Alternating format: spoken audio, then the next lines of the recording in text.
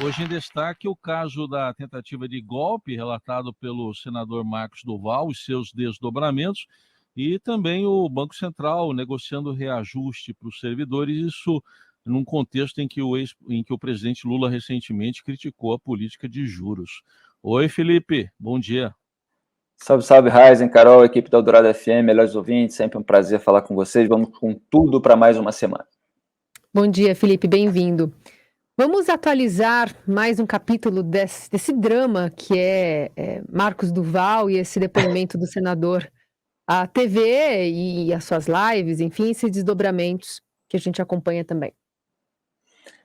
Pois essa coluna ela deriva do fato de que dois embates agitaram o noticiário no fim da semana passada e continuam agitando no começo dessa nova semana. Um é esse, entre o Alexandre de Moraes e o senador Marcos Duval, o outro é entre o Lula e o presidente do Banco Central, Roberto Campos Neto. Então, começando pelo primeiro, o que aconteceu como desdobramento desde a minha última coluna aqui na Eldorado FM foi que o Alexandre de Moraes confirmou que o Marcos Duval já havia relatado a ele o conteúdo daquela reunião com Jair Bolsonaro e Daniel Silveira.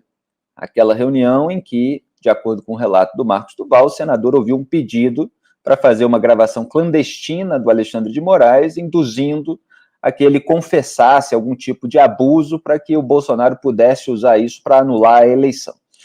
E o ministro do STF, num evento internacional, chamou de tentativa tabajara de golpe esse plano de tentar incriminá-lo com essa gravação clandestina. E disse ter solicitado um depoimento ao Marcos Duval, mas que ele se recusou. Aí o senador foi falar à CNN Brasil e afirmou que em momento algum Moraes disse a ele para fazer um registro oficial da situação. Disse que eles trocaram mensagens e que eles se encontraram presencialmente, mas o Moraes nunca fez esse pedido. E aí fica a palavra de um contra a palavra do outro, porque a gente não tem a filmagem, nem sequer a gravação desses encontros em que o Marcos Duval teria relatado o conteúdo da reunião, que era, repito, aquele pedido para uma outra gravação, só que ele não gravou. E agora, esse mesmo Marcos Duval, que implicou o Bolsonaro na trama golpista, agrada aos bolsonaristas, porque ele anunciou um pedido de afastamento do ministro da relatoria do inquérito que apura os atos antidemocráticos. Quer dizer, toda uma tentativa ali de se articular algum tipo de suspeição, de impedimento para que a relatoria fosse trocada. Então, Moraes saindo do inquérito, e isso é do agrado dos bolsonaristas, porque eles já entraram no nós contra eles absolutamente irracional com o ministro Alexandre de Moraes. Então, já não importam mais os fatos, como até eu vou comentar em instantes. Aí, o que aconteceu em seguida? O Moraes abriu um inquérito contra o senador Marcos Duval para apurar os crimes de falso testemunho, denunciação caluniosa e coação no curso do processo. E o ministro afirmou que o Duval apresentou à Polícia Federal uma quarta versão dos fatos por ele divulgados, todas entre si antagônicas. Eu estou, inclusive, com a decisão original, que rendeu muita polêmica no fim de semana nas redes sociais, aqui na minha frente, em que o Alexandre de Moraes fala de todos esses crimes. Agora, essa decisão, ela não diz respeito a essa troca de farpas sobre se houve um pedido para que o Duval fizesse um registro oficial ou não, né, tudo isso que aconteceu antes de o Marcos Duval trazer essa história para a imprensa. Ela diz respeito justamente às versões que o Marcos Duval deu sobre aquela reunião com a trama golpista da gravação clandestina para diversos veículos de comunicação e para a Polícia Federal. Ele falou que na PF, o Moraes, né, o Duval chegou a dar uma quarta versão, portanto.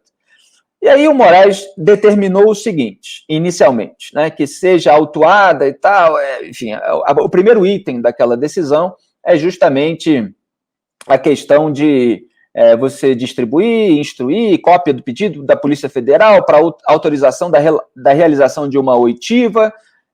Então tem a parte mais técnica ali do prosseguimento de abertura desse inquérito. Mas aí vem o item 2, a expedição de ofício à revista Veja para que envie nos autos, no prazo máximo de 5 dias, o inteiro teor dos áudios das entrevistas pelo senador Marcos Duval à publicação, sob pena de multa diária de R$100 mil. E o Moraes, nos itens 3 e 4, fez a mesma coisa em relação à CNN, à Globo News, e aí a Meta Inc. também, porque teve uma live do senador Marcos Duval. Todos os veículos de imprensa, esses 3 que foram atingidos pela decisão do Moraes, ele impôs uma multa caso não fosse entregue o conteúdo das entrevistas.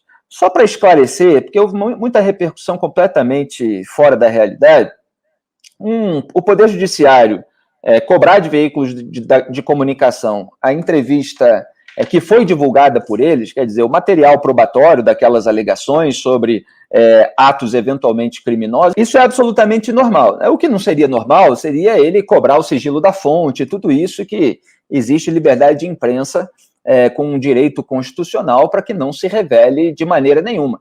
Então, houve uma repercussão num site de que o Moraes cobrou o sigilo da fonte, mas isso não está na decisão. Então, uma coisa é criticar o Moraes por abusos, arbitrariedades, eventualmente cometidos, conforme o caso, mas falsificar a decisão para atacar o ministro do STF, aí é esse nós contra eles irracional, do qual a gente estava falando. Então, ele solicitou, ele determinou que as empresas de comunicação entreguem o conteúdo das entrevistas e colocou ali uma pena de multa caso não o façam. É claro que se pode discutir se o ministro deve ou não colocar uma pena de multa para veículos de comunicação. Depois, ele ainda ajustou esse texto para deixar claro que o material que ele estava pedindo é justamente das entrevistas já publicizadas. Porque a Veja chegou a divulgar um áudio da conversa, ela divulgou a entrevista do Marcos Duval por escrito, depois o Marcos Duval mudou sua versão e a Veja divulgou uma gravação provando que o Marcos Duval disse à Veja aquilo que a revista publicou. Na decisão, o Moraes cita a entrega de áudios genéricos. Aí muita gente viu, mas se entregar todos os áudios, não foram todos os áudios que foram publicados, etc. Então, o Moraes esclareceu ali que está solicitando o material já divulgado. Então, os veículos de comunicação não têm obrigação de entregar à justiça materiais não publicados, a menos que seja algo muito específico em relação a um crime que foi descoberto, etc., mas se envolve sigilo da fonte, não há obrigação nenhuma, e a defesa ela pode recorrer daquela decisão nos autos, pedindo esclarecimento e mostrando aquilo que está presente na Constituição. Então, já foi esclarecido esse problema que ainda repercute nas redes sociais. E, claro, essa novela vai continuar tendo novos capítulos, porque, enfim, é uma tragicomédia, né? É isso que a gente vai ver nos próximos dias ainda. Tá bom, vamos ver também nessa novela se o buraco é mais em cima, né, do que a gente está sabendo até agora. Ô Felipe, outro assunto que está chamando a atenção, semana passada foi uma semana de críticas, né, aí do presidente Lula, numa entrevista à Rede TV, a política de juros, meta de inflação, a autonomia do Banco Central. Nesse contexto todo, agora surge a informação de que o governo está sinalizando positivamente uma negociação de reajuste salarial para os servidores que fizeram greve ano passado, inclusive.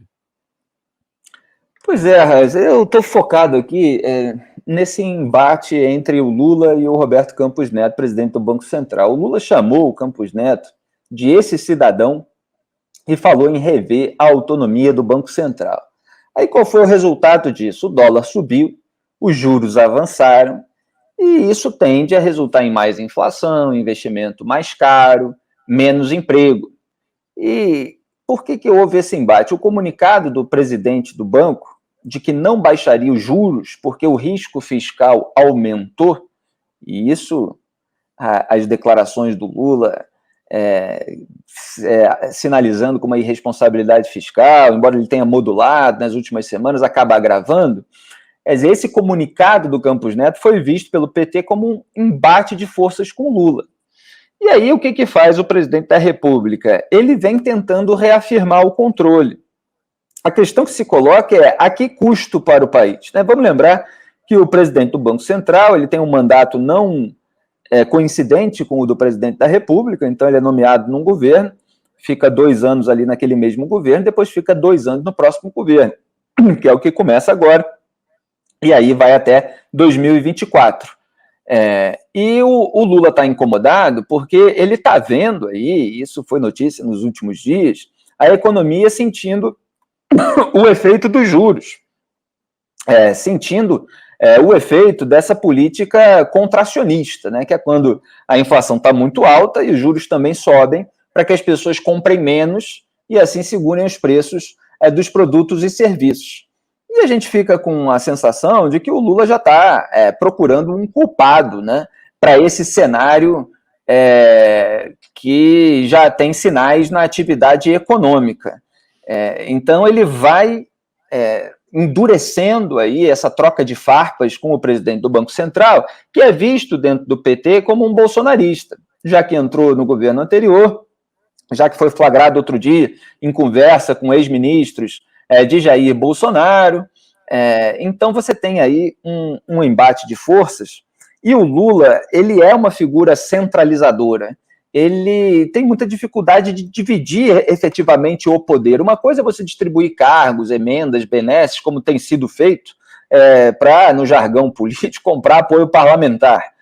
Então você dá aquele cargo e você recebe o voto para a proposta do governo dentro do Congresso Nacional.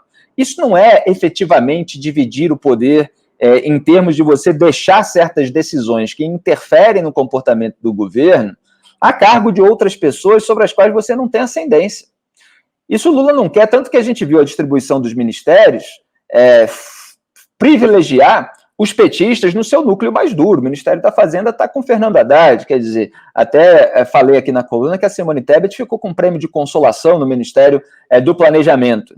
Então, toda hora que o Lula sente que não vai ter controle, ele acaba soltando uma farpa. Agora, essa briga aí não está fazendo bem para a economia do país, não. Vamos aguardar também os próximos capítulos dessa novela.